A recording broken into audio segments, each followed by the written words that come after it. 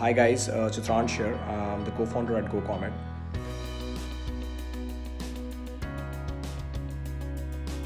So there are largely three things: hunger, cultural fit, and learnability. Now, how do you start showing this on your resume? So for hunger, one of the metrics is like, is there something that you have done in your life which you have been at it? So for example, let's say if a person is a very good soccer player, that means the person has played soccer for almost like 10-12 years of his life, right? His or her life, right? So that is one thing that will tell me that okay, the person has hunger, and I can see there are certain metrics to show that okay, he or she has improved in that process of achieving a skill, achieving a certain amount of skill, or learning something. So that is certainly one. For seeing hunger, I need to see consistency in the resume, and when I talk to the person, they're still at it, they're still interested in it, they're still working on it. Second is cultural fit. For that, I generally gauge that okay, does the person have a all-around personality? That means okay, there are a lot of there are certain academic performances, okay, that the person probably that probably makes a person stand out. But is the person involved in sports? Is the person involved in anything cultural? Like let's say recently we had a person, she's a very good Bharatnatyam dancer. So I want to gauge that can these people have all-round personality, have a well-rounded personality? Can they talk well? Are they interesting people to hang out with? Can we just go after the work hours? Can all of us go out and share a meal together? So these are certain things that talk to us about cultural fit. So because we are a relatively smaller company with like around 50 employees, so any person who's not the right kind of cultural fit doesn't sit well with us. Third is learnability. So for gauging learnability, what I do is, and it's basic IQ or intelligence that you may call it. For that, what I generally ask is that, okay, is there some projects that you have done well?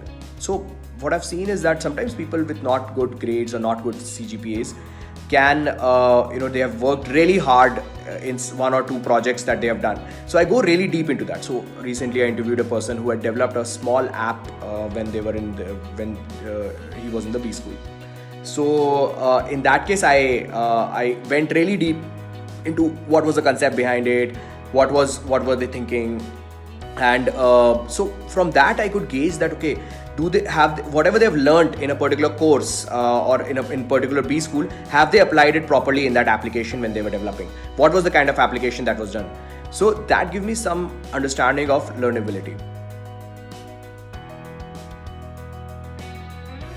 It's some sort of an objective measure to kind of place the average and above average ones from the below average ones. The thinking behind that is, let's say you're in a B school, right, and your marks and grades are average or above average. That gives me a sense that okay, you are quite serious about in your life, right? You're not, I mean, whatever you're supposed to do, you are a bit serious about it. So I can understand, even if your marks are average, we kind of take that as a criteria, and we definitely interview people if we find their resumes interesting.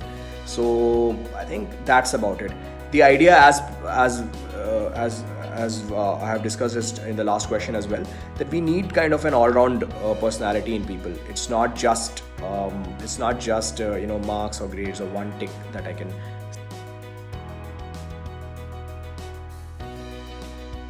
So on this, the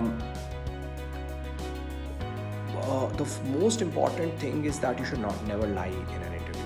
And as an employer who has been through a lot of interviews, taken a lot of interviews in my life, we can look through it. We can look through people when they are lying, and it just puts everything that you have said into a question. So, and it's fairly easy to catch a lie. So for example, in one of the interviews that I was doing, sometimes people try to act cool, like they say that okay, I read a lot of books, for example. So the typical question that an interviewer asks is okay, what is your one favorite book? Everyone remembers that. But the way I asked is that okay, what are the recent 3 books that you've read? If you're an avid reader, you would be reading one book probably a month, 1 or 2 books a month on an average. So If you're an avid reader, I asked what are the last 3 books that you've read, what were they about, and the person was clueless.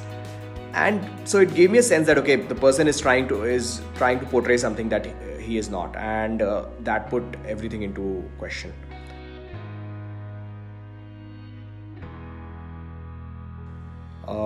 Yes, we definitely go through LinkedIn profiles a bit, uh, and that is also dependent on the job. So, for example, if you're looking for sales or business development kind of a role, I would like to go through the LinkedIn profile, because one of the traits of a good salesperson is that how presentable they are. Can they show something a little bigger than what it is. So on the LinkedIn profile, you can understand how they are presenting themselves in front of others, what is the kind of language that they have written, what is the kind of structure that they have written. So it does help us. However, if you're looking at a tech profile or an operations or a key account management kind of a profile, not necessarily. It really doesn't matter much in that case. So other areas like your core IQ, problem solving capabilities, these things matter more in those areas. So that's it.